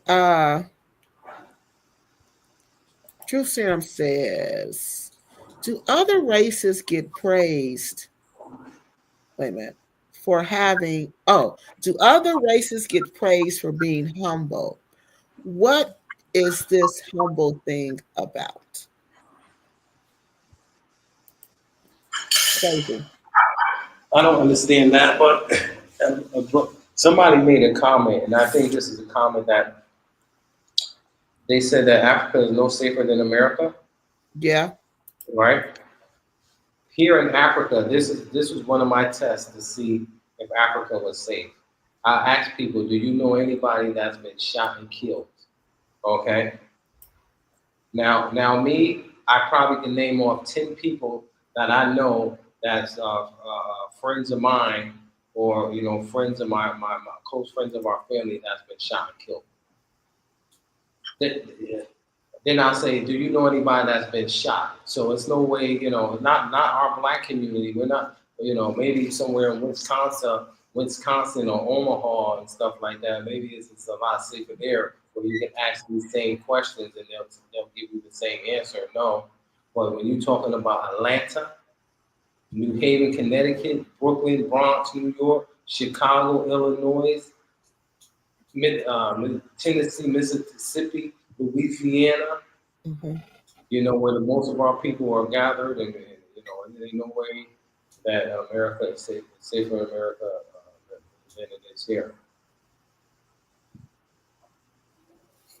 Okay. This person's crypto walk says, this is odd. A lot of these women never wanted a man in America, the US. Now they want to move abroad and they need a man. Go figure. So, do you notice that that's an issue over there? There's a lot of single women coming there to get men, Yep, yep. and that's a serious safety issue. Tell us why that is a safety issue. Moving there to get a man, Yes. could that be a safety risk? Yeah, as I was sharing with you yesterday, if you're going to come over and get into a relationship, avoid the romance scam. Don't make yourself a target. You know, um, don't get with somebody and you're taking care of this person, and you're kind of like using that to your advantage. You know that this person needs you or whatever, and you can kind of exploit that to your advantage. You don't want to. If you genuinely come and you find someone that you have romantic interest in, you know, like I said, just make sure it's genuine. A lot of people, a lot of sisters and a lot of brothers are coming over, getting gigolo type, getting with these young ladies. We had a brother that was he was robbed. He was set up by a girl. Right. I think I told you about this. It was last Mhm. year. We were at Yep. one of the locations. We were we were at one of our spots that we use for B&B, and right next door, the brother got robbed and he got manhandled, but the girl called downstairs and had the door open. That's another thing. You know, you gotta, the brothers out there, like, the dating and dealing with a lot of these sisters, you just have to be careful. Even, the same thing in the States. If you're out there and you're dating and you have a lot of turnover as far as different women, that means you're dealing with a certain type of woman. You're dealing with women that's dealing with other men. You're dealing with women, they're probably just there for the money, or you might be, giving them money to get favors from them. You understand? So that type of person. Anytime they can see an opportunity to get, steal your cell phone, steal your money, set you up, that's going to happen. But if you're coming over and you have good intentions, you'll be less likely to get into a romance scam, or a situation where you're dating somebody, and they end up robbing you. Fiona says she heard. Okay, yeah, that's that has nothing to do with us. Okay, go ahead, Quazy. What else did you want to add? That That you that was think we didn't cover? Let's make sure we cover everything that you felt like we needed to touch on. okay. So security first. As I said, I think the need to come over is going to become more urgent. And then as things begin to progress in the states, I think more people are going to want to come over. While when Mhm. you come, or when you do get a property, you want to make sure you have bars on your windows. Okay, now I've even seen bars up to the third floor, and before I was like, "Dang, why they got bars on the third floor?" You know, Mhm. uh, however, you want to make sure you have bars on the window. That's number one. Number two, you want to have security guard and or security dog. When you get your security guard, vet them. Use a local, use a local security service to make sure that your security guard is properly vetted. You want to establish a buddy system. Having someone that's close to you, if you can move next door to each other, if you can build your house next door to each other. Establish some type of buddy system.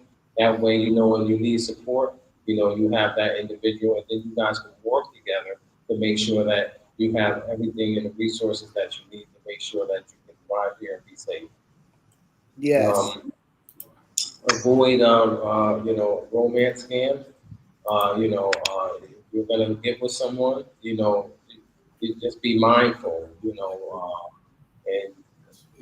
like I said, if you're out, like a lot of these women, they'll go out and they'll get these younger guys, and they're kind of like, these gigolo types or these beach boys. What they call them, beach boys? Bobsters. Bumpsters, yeah. You get them bumpsters, and and then you want to send your money over, want to buy land, you want to marry them, you want to try to clean them up and get them right. That's a recipe for this, destruction. So you find somebody that's, they have a lot of professional people, they have a lot of decent people. You get in those type of relationships, of course, those are going to fare a lot better than those previous situations. I think I'm on number 5 or 6. But in isolation, the two people who have Mhm. lost their life, they were by themselves with some people they worked for. Yes. So uh, I've never went anywhere by myself. That's all I have to say. So the Mhm. same thing, you come over, don't go anywhere by yourself. Make sure it's at least two people that's with your party, Right. and then one of them. Now they got to kill two people, and I don't know, people that ruthless. They might get a little crazy and do one, but when it's two or three other people, then that's going to be a deterrent for them. Yes. All right. Those are good. Those are all good points. Hmm. Very good points that we need to remember and take into consideration. Now, let me see if there's any more questions on here before you go that you um, is there anything else that you want to say while I'm going through these? Now I see this, brother. It's Pistol Wave in New Haven. Heavy pedal time. That's Uh-huh. been waiting. My Yeah, I think time. he's from there. Huh? I think he's from Connecticut. Right, right. So New Haven, where I'm from, like I said, it was one of the top 3 or 4 worst cities to live in, and Hmm. I've known many people that lost their life. I've been shot, and brother's been killed, and I have family that's spent decades in jail. So I've come from the worst of what America has to offer Black people, and unfortunately, that's the reality for the majority of Black people. You know, and Africa presents You see China's coming to Africa. Anybody that's in the business and understand business and things like that, they Mm-hmm. say Africa is the new China. And we have to get in. We have to be open up to working with foreigners. It can't be, I don't want to work with Chinese. I don't want to work with Indians. We have to work with those people because they'll probably treat you better than your own people. Mm-hmm. All right.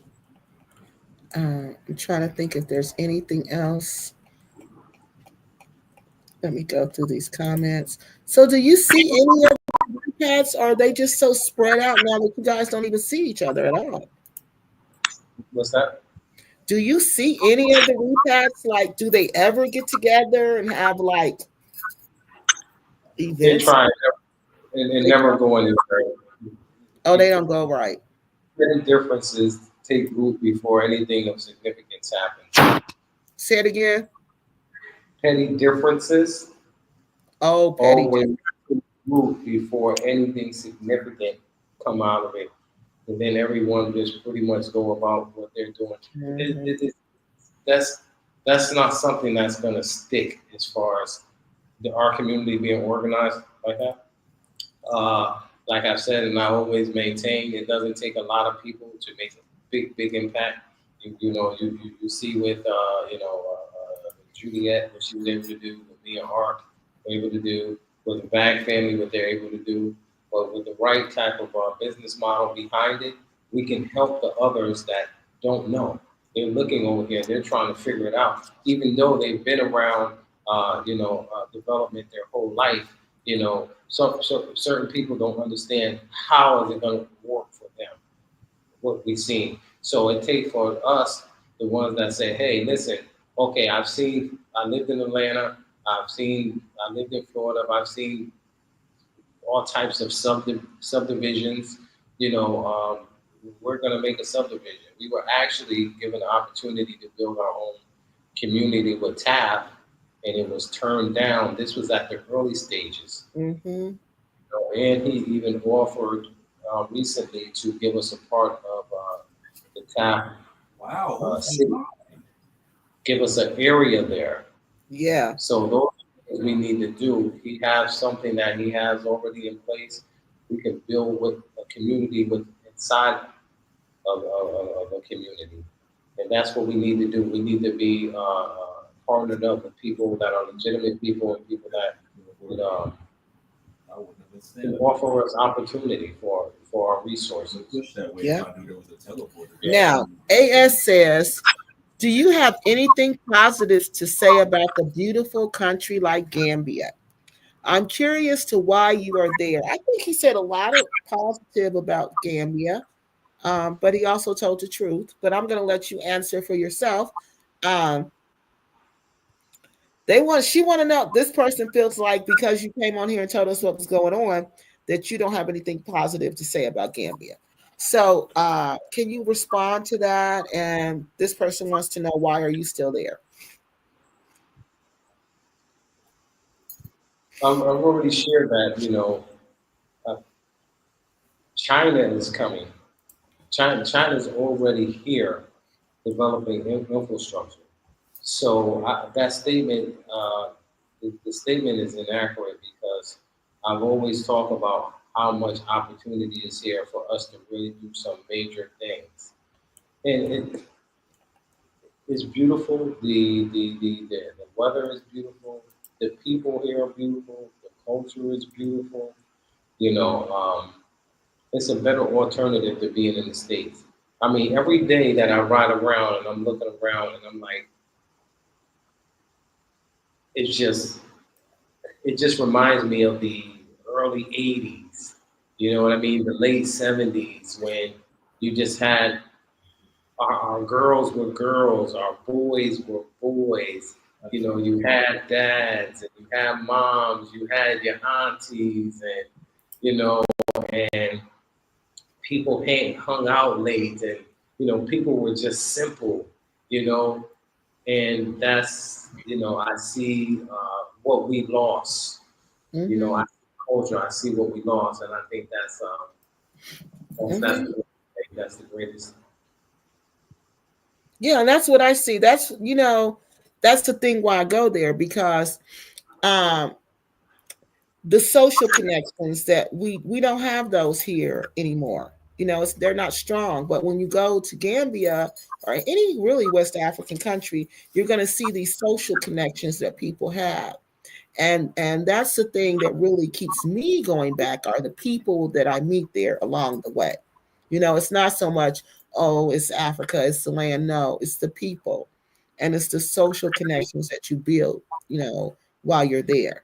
And if you're not building social connections and you're just sleeping with young boys, then you're missing the whole Africa experience. You're just missing it all. So, AS, is that positive enough for you? Did you hear that time? So, all right, Two Quazy. on me, two on Do me, you two got on me, anything else you want to say? three on me. Whole team on me.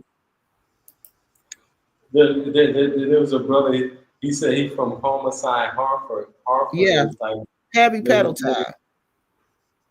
Mm-hmm. yeah. Hartford, that's 30 minutes north of New Haven.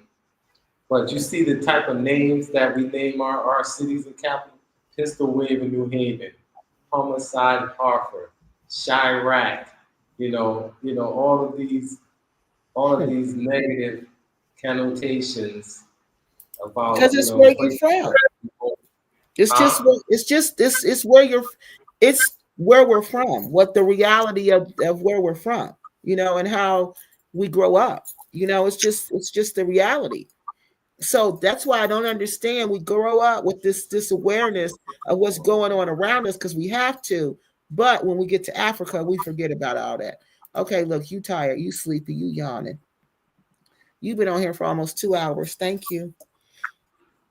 Thank you so much, because I know it's late there, and I know your family is there and you're staying up to talk to us. So, Quazy, that's all I have. Do you got any more questions? Or you got any more comments? Oh no, I didn't have anything. Thank you so much for coming on tonight. And you just come back anytime you feel like it, all right? Just let me know, whenever you want to come back and talk. Okay, the Gracie Griffin. Put that one up there. Gracie Griffin, where you see that at? Griffin. What was she saying? It says, Three over you here. see that one?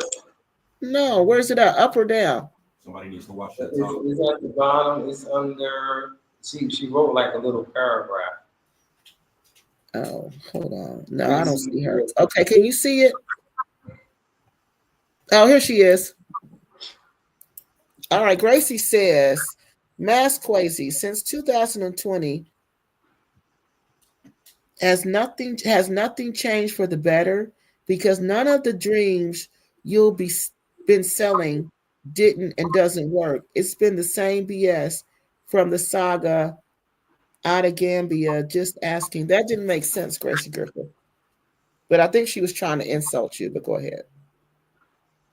Okay, she was saying, she said, Mass Quazy since 2020 has nothing changed for the better because none of the dreams you've been selling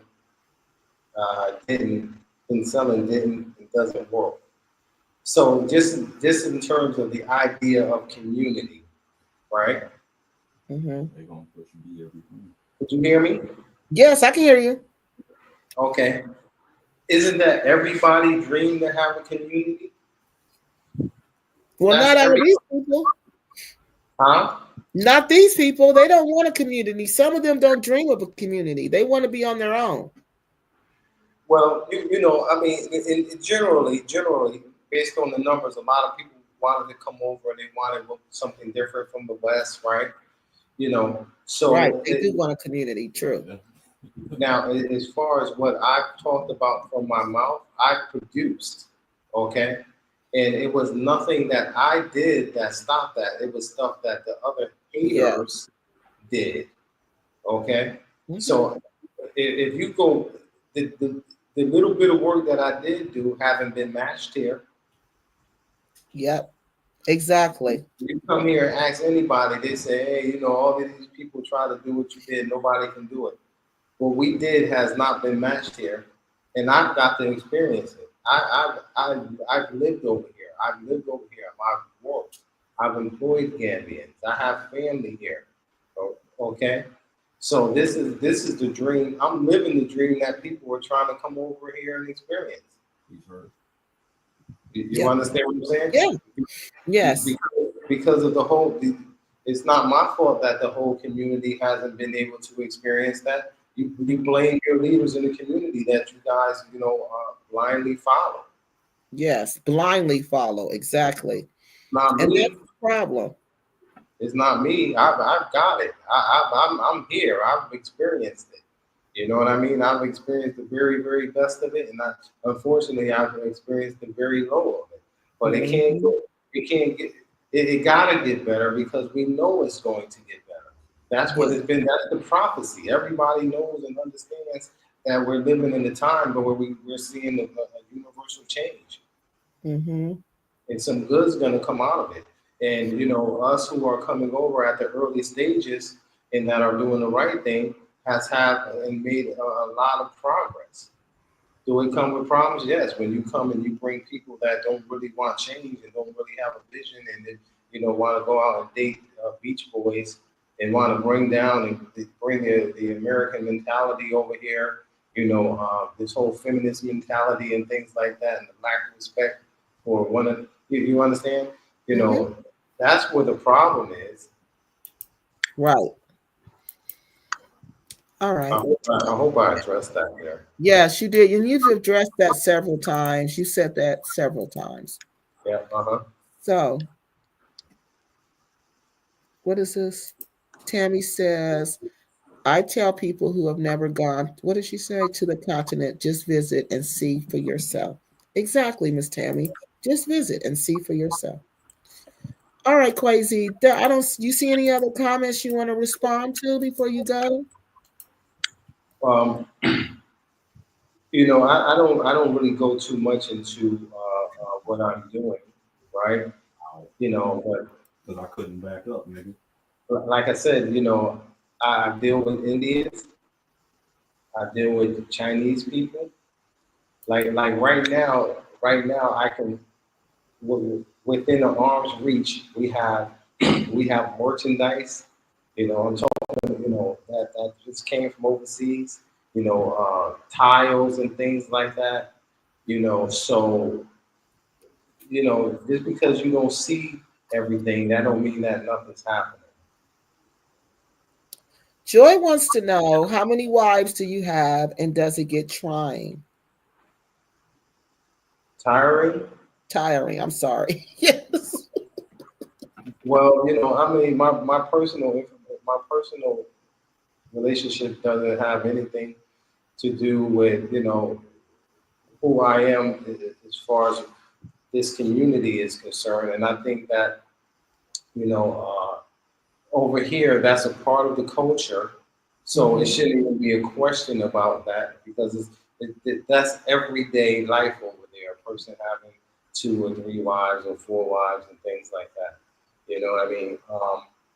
And it does that get tiring for someone to have 2 or 3 wives? You know, to be frank, any woman that's in America, trust me, you're dealing with the same situation. You're dealing with the same situation. But the only thing is that you're going when you find out that this guy been sleeping with everybody, right? He don't have just 1 or 2. He been sleeping with everybody. Then when you leave him and go to the next one, guess what? He's doing the same thing because he's not being honest about it. So I seen they call it serial monogamy. Yeah. You give somebody they loyal to you. You got 6 months. You understand? But when you get married over here, you have 2 wives, and you married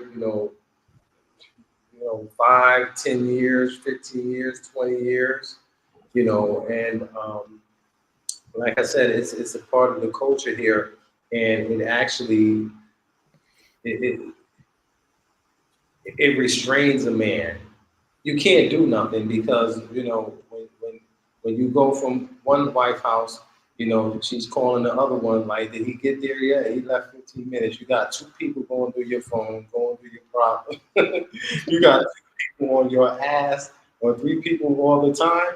You're gonna have somebody that's gonna be. You don't have to worry about them going out there cheating and messing around and things like that. That's going to be a person that's going to be strictly, you know, focused on family and the household, and then staying upright because it's an honor and it's a privilege to be in a situation where you don't have to lie. Mm-hmm. And I've met Quasy's wives. They are very nice ladies, and it's not like you think it is. Like these crazy imagine what people have of someone who has multiple wives. It's not like that. You know, they're very nice. They're very nice women. They're very, very nice ladies. They have this show. They have this show that they send. They need to do it with English. It's called Manchu or something like that. But the guy, it's a Senegalese show, and he has 2 or 3 wives, right? And you know, when I came over and I started watching TV, and I was like, hey, they showing on TV, you know, shows about, you know, extended family and people having wives, and the shows always have like some type of some cultural meaning to it and value, and you know, it's teaching, you know, different cultural ideas and things. And I was like, wow, like somebody mentioned that you have to come over for yourself. Any decent person, when they come over, they're gonna see those old school values that our Yes. great grandmothers taught us. They're You gonna did. see that. That's what you're gonna see, everything that you lost. And if you can't see it, that means you're lost. Exactly. All right, Yeah. Quazy. Heavy pedal time says at Quazy, if Gambia doesn't get hold of this Gina Bass drug, the youth will lose their life or the good nature of the Gambia. What do you have to say about that? That's right. If they get a hold of all of this stuff, but I don't see that. I don't see anything but positive coming. Of course, there's going to be challenges and things like that, but we always want to focus on the positive, and we want to, you know, we want to prepare for the worst, but you know, just hope for the best. I know that saying goes something like that. Mm-hmm. You know, we want to be prepared, but we don't want to, you know, we don't want to be pessimists, and you know, we want to focus on building. What? Wait a minute. Oh, No, okay. I am following Quazy and Juliet a long time. Oh, okay. So she said she's been following them for a long time, and she's just okay, Gracie.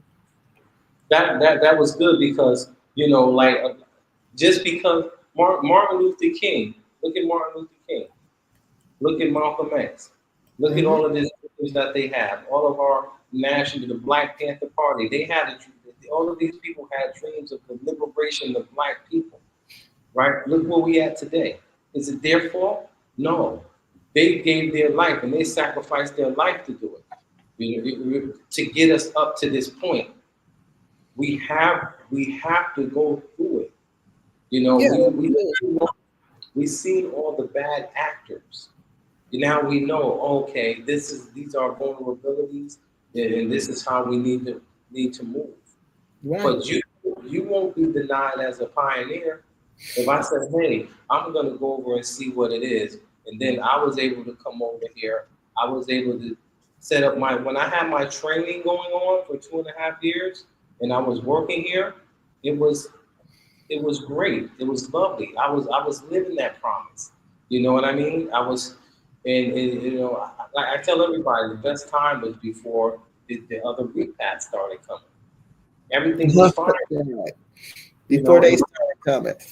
it was great, and I don't think I have too much of an experience like being able to come here and being able to grow and be able to live 7 minutes away from the beach and watch beautiful sunsets, have beautiful weather, you know, have people around you that have their own language. I'm sitting around and they're speaking. I was just, you know, amazed at that. I'm like, look at them talking. I don't know what the heck they're talking about, but I'm speaking English. You understand what I'm saying? I'm Yes. speaking English. I don't even have my own. Let me learn this language. I'd rather leave that, come here, be poor, learn a language, and be in the culture, and I can say, hey, I've been free. Look at how many people make money in America and they're not free and they're not happy because Right. they're defined by a system that don't care about them. That Right. just, if you got money, that just use them as, the carrot in front of the donkey. So the rest people could be chasing and never catch up with it while at the same time losing their self and losing, their Right. identity. Okay. Joy has another question. Now, Quazy, don't take these questions wrong because we don't know anything about polygamy here. And the women are really curious about it. So that's why she's asking you these questions. She's not trying to be funny. Okay. She just wants to know, like, they want to understand it.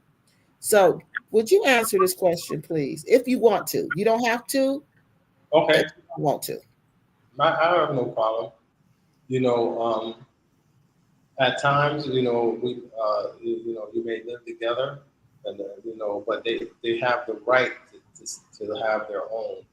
So if they say, hey, I'm not living together, I don't want to, I want to have my own spot. You have to provide that for them. That's the right that they have. Thank you. But Because it's common. It's very common throughout Africa. This is not something, we don't right, want to visualize it. right. And it We don't is. visualize it. That's why they want to know because see, some of them might be involved in polygamous relationships and they want to know the rules. They want to know what are their rights because they don't know. So Right. that's Right. probably, so please understand that they want to know what they're right. Well, and it's something that our sisters, like I would tell my daughters, I would rather my daughters be in a polygamous marriage than to be dating. The dating, look at how many generations we lost to this whole idea of dating. You know what I mean? Mm-hmm. We lost the honor. Getting married, it's not it's a title. It's not an entitlement.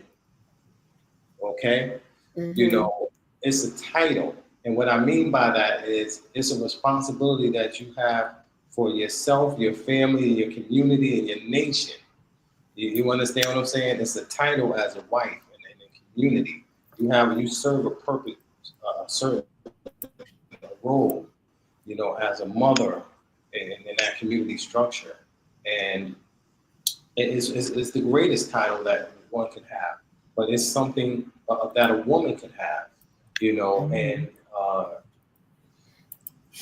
many people don't even want to be married anymore. They don't, people don't respect that. But the system that we live in, in the U.S.